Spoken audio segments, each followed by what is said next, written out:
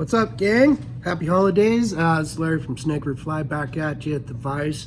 I'm gonna tie kind of what's hot pattern's been working really well around here on the Snake River. And gosh, just I don't know, we fish this thing everywhere, different rivers all over the place, but the burnt toast leech has been a real staple of ours here at Snake River Fly. What we've been doing is finding, of course, like a lot of fly patterns, you know, a lot of fisheries. As it gets colder, smaller flies, you know, tend to get more attention, attract more hits. So this is a size 14 wide gap jig competition barbless, one of ours, and we're going to put on a moonlit 2.5 slotted tungsten in chartreuse. And we're going to tie a leech, but we're going to tie a leech with the new material that we've been working with. So here we go. Just like the standard burnt toast, we're going to start out with some zero gravity dubbing. This is a medium brown. Don't need very much, just going to take a little pinch like so. This dubbing is really catching on. Definitely on the Stillwater guys a lot, but working well on a lot of things that you would use a marabou on. I'm working with the Semperfli wax thread, 6/0.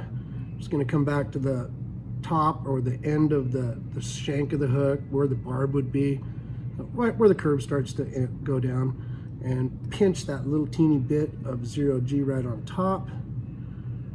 Pinch it again.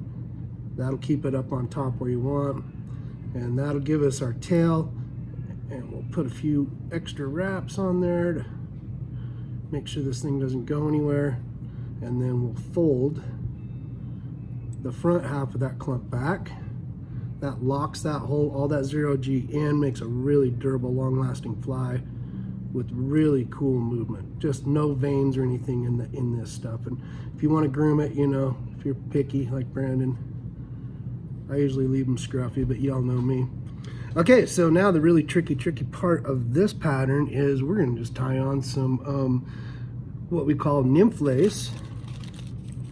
And we got this in a bunch of different colors on the site. It's a smaller version of our leech lace. And this is our closest thing to that burnt toast that we use in the leech lace. But this is a much finer, smaller diameter. So same way that we do tie that in on the other video, on the bigger bug, we're just going to fold that material underneath the shank. Once again, locking stuff in, you know, as a guide. It wasn't efficient to happen to find new flies that weren't tore apart.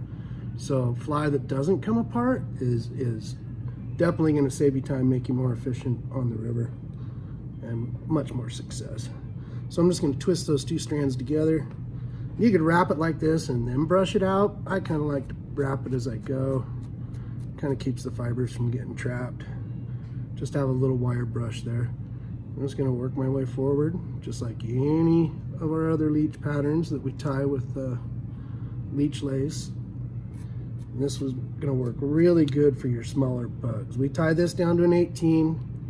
Honestly, it's the day after, let's see, Saturday, Cyber Shop Small Saturday. So I decided that it was too hard to tie one that small today. So I'm just working this material forward. You can do it as you want. You can, you know, touching wraps. If you want it sparser, which a lot of times we'll do as the water gets cold and clear, you know, sparse stuff seems to work better. The tungsten bead on here, this thing's gonna drop really quick. Just like our other burnt toast leech, for some reason the color combination over here in our corner of the state, the Snake River, is lethal, but we found that it works on the green, the Yellowstone, I mean almost any other place we've taken it. So I'm gonna whip this off. Of course, you know, that bead, in order to secure that and once again make a more durable fly, I'm gonna put minimum amount of whip finishes in this, you know, like 26 is all on this one versus 212 that I do on the big one. Little hot spot in that. You know, you can change this color up, but it seems like this is the best combo for us.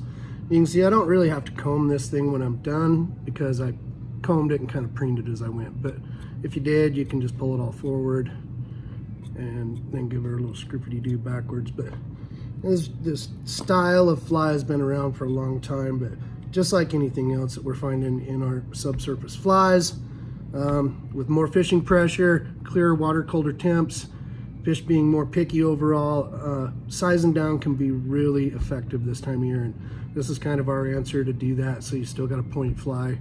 You know, like you guys fishing some of those tough rivers like the Green and the San Juan and stuff in the winter. These things for a point fly down there, I haven't fished it yet, but I'm sure it would be fantastic. So anyway, thanks for checking it out and look forward to seeing you next time.